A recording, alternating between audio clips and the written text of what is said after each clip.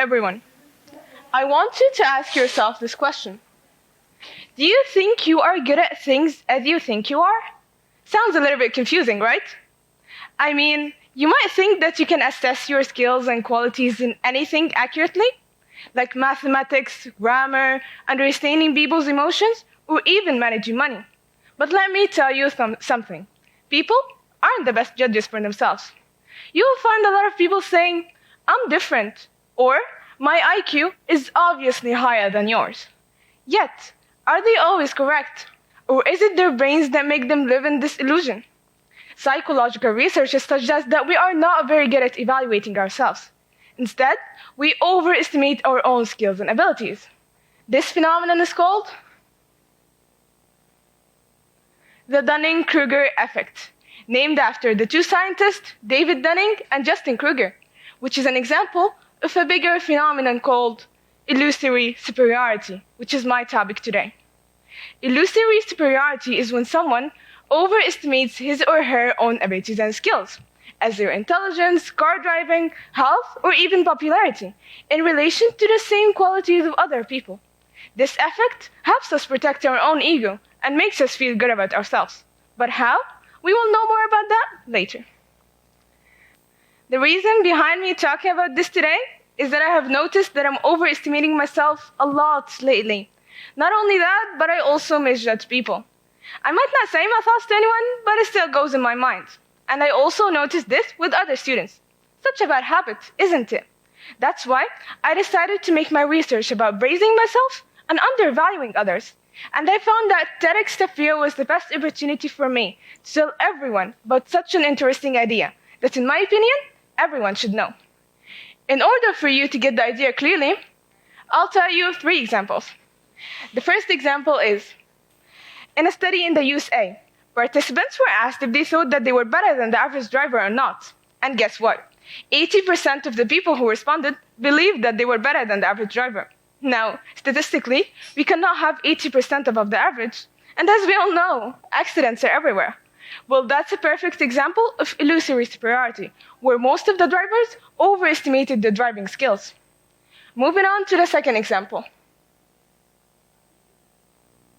When 100 students in America were tested, 25 of them thought that they were the top ones in popularity, having the best sense of humor, and being the most sociable among their colleagues.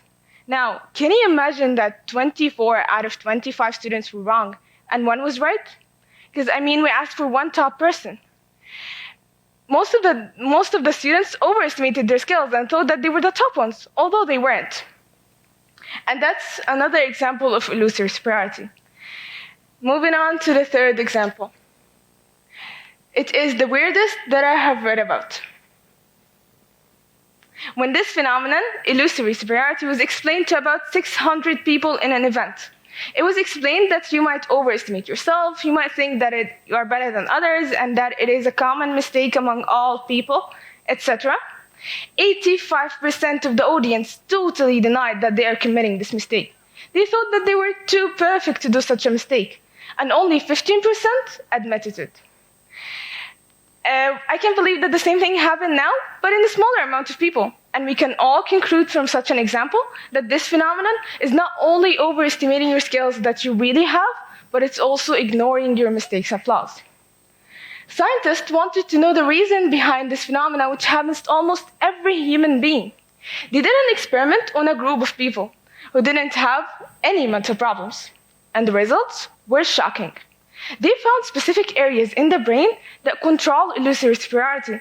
And what's more important, that they found 2 other areas that works against those former areas to decrease its work. I know it sounds complicated.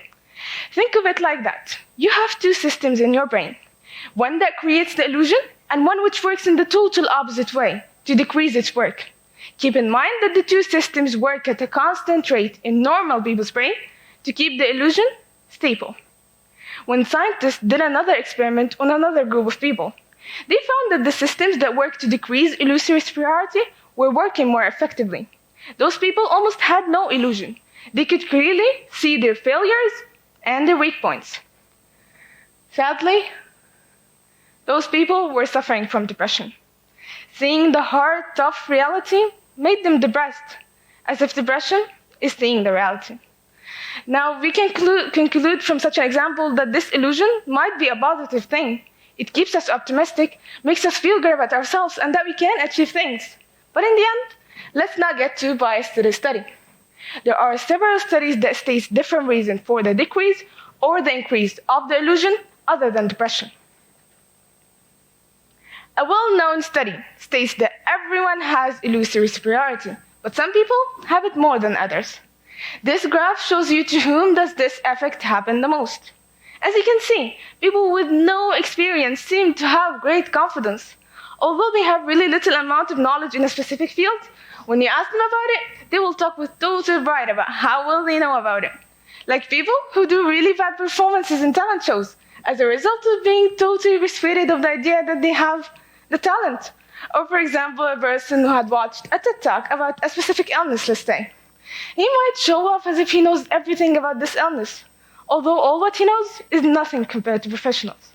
And you will never be able to convince them that they are not as good as they think they are.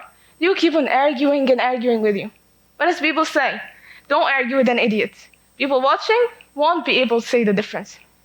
Back to the graph. As a person gets to know a subject and studies it well, he understands that there must be a lot of information that he doesn't know about. And here, where the confidence starts to decrease. And finally, when he becomes an expert, his confidence will rise again, but not as much as he first started.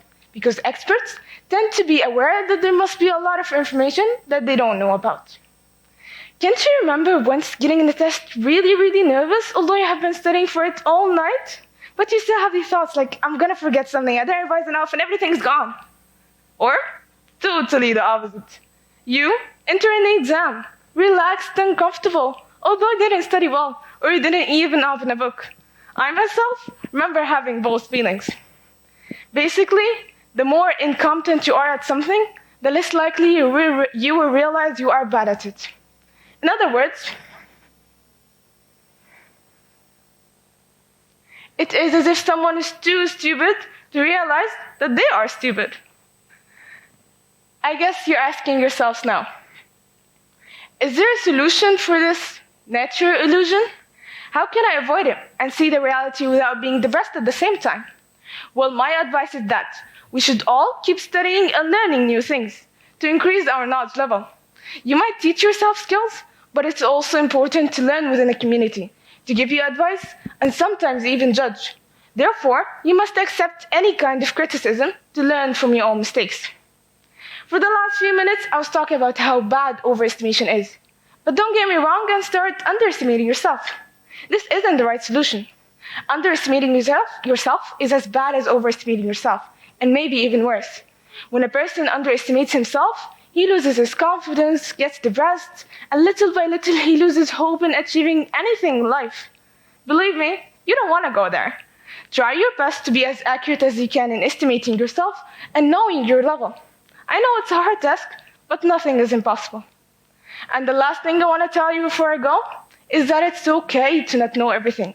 But most importantly, we should admit it. We should admit that our skills aren't the best and that we cannot be perfect in everything.